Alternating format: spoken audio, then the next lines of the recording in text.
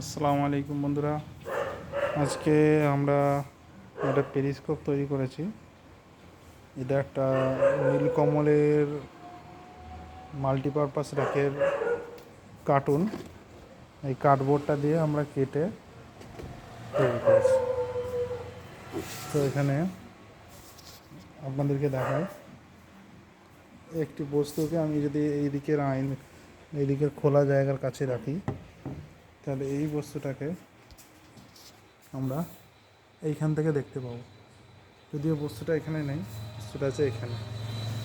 এই যে সিস্টেমটা এটা কাজ করে, এটার নাম পেরিস্কোপ দেওয়া হয়েছে। আর এর ফাংশন পদ্ধতি হচ্ছে, এখানে এই যে মিররটা আছে, এখানে একটা মিরর লাগানো আছে।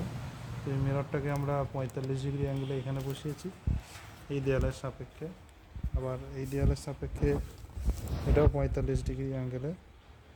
তো এখান থেকে লাইট রিফ্লেক্ট হয়ে 90 ডিগ্রি অ্যাঙ্গেলে গিয়ে এখান থেকে 45 ডিগ্রি অ্যাঙ্গেলে পার হয়ে আসছে।